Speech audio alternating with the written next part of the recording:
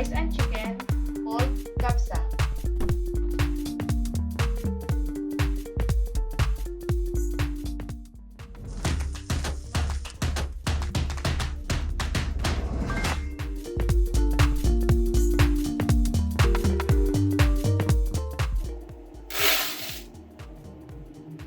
Prepare 4 cups of rice,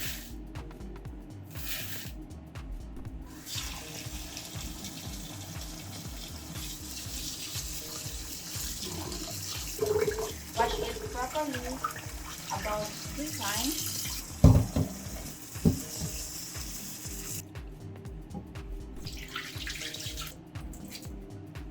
Then drain.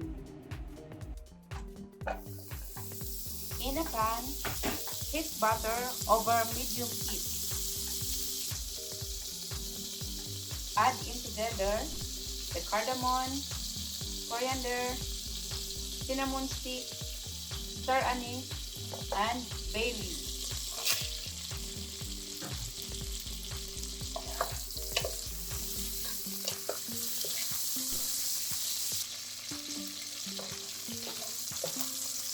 Stir well.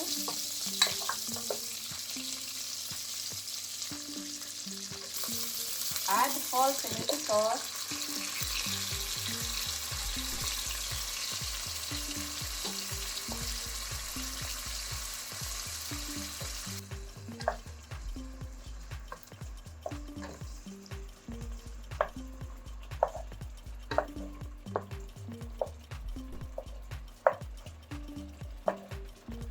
Mash it.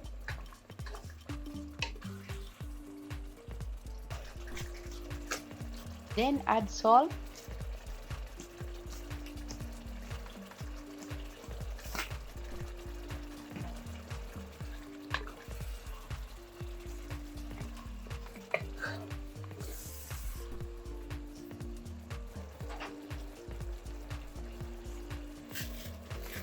add in dry rice,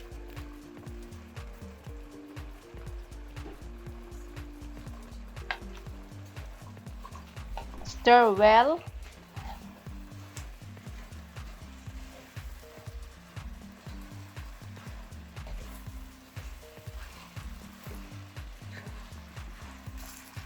Now add 5 cups of water.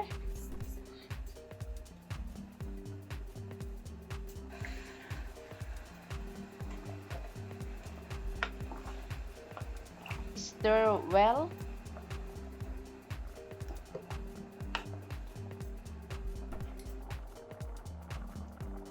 Add 1 chicken stock.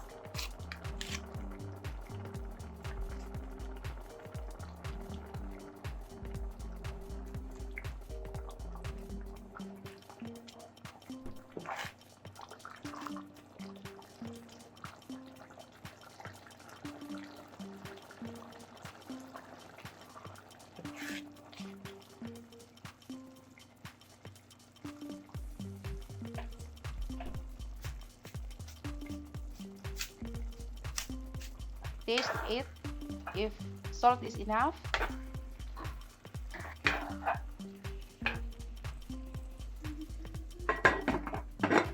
The rice is simmered in tomato sauce and chicken stock. Bring to boil, cover, reduce heat and simmer until rice is cooked.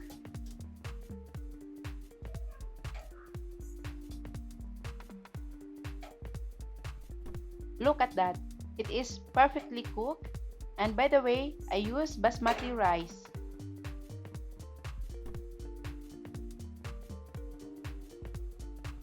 Now we will prepare our chicken. In a pan, add olive oil or cooking oil. Add all together the following ingredients: garlic, onion, cardamom, coriander, and bay leaves. These ingredients will give nice flavor to our chicken. This whole chicken is 1,300 grams and I cut into 4 pieces. We will just position this properly in the pan.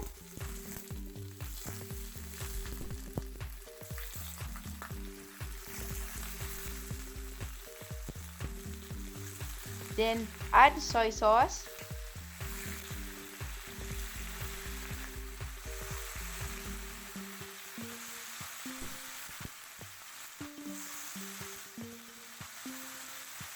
And turmeric powder.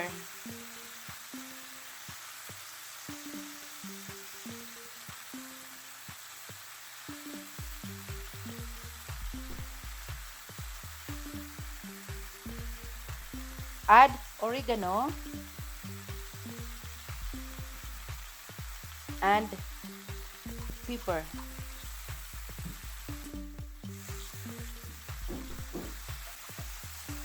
I can smell the flavor of our ingredients. So delightful smell. Just continue to turn our chicken until it looks like golden brown.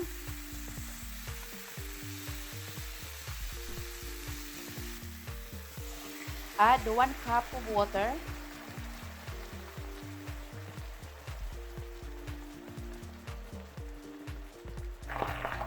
Just continue turning it so that it will be cooked evenly.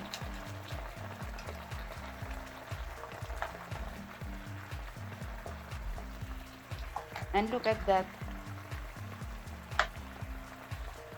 It's almost done. What a beautiful color of our chicken.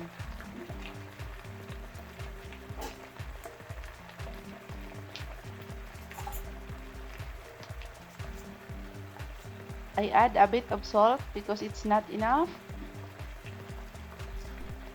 Then just continue cooking until your chicken got tender.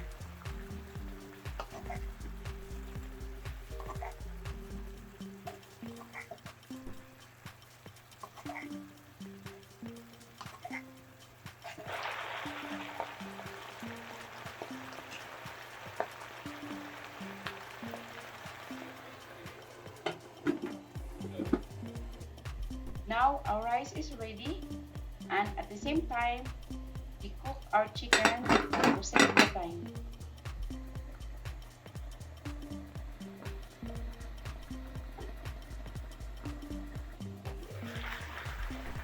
And it's almost cooked.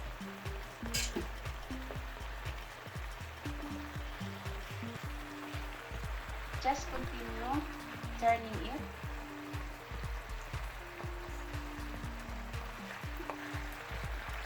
And now it's ready to fry our chicken.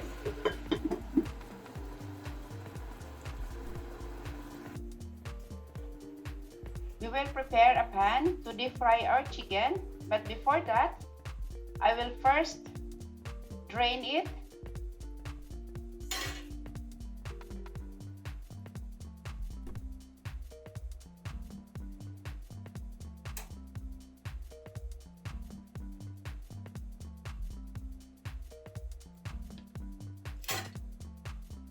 You can also set aside the sauce, and this is very good flavor. Look our chicken. Beautiful.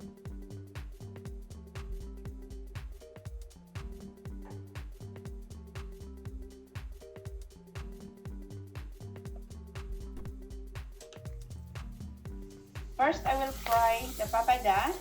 This is also good to eat with our kabsa rice. Make sure that when you fry your papada, the oil is very hot.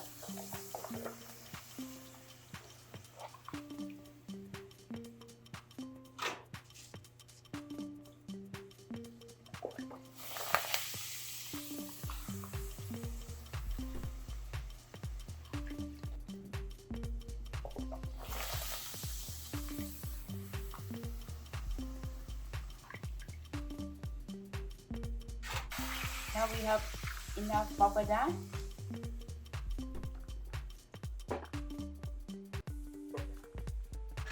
For 1 packet of papada, look, we have plenty.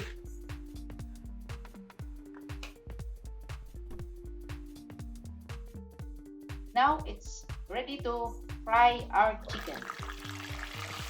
and you should be very careful. Use extra protection to yourself.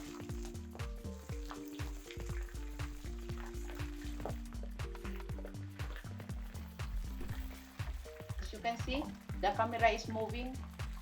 It will really splash the oil.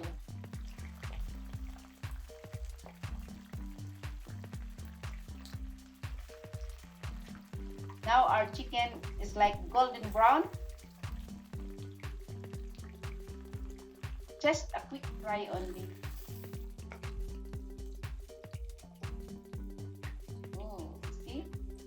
Like a fried chicken.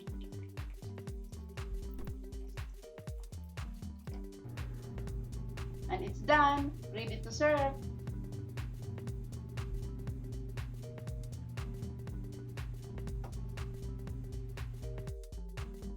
And presenting my own version of non-baked Kabsa rice and chicken.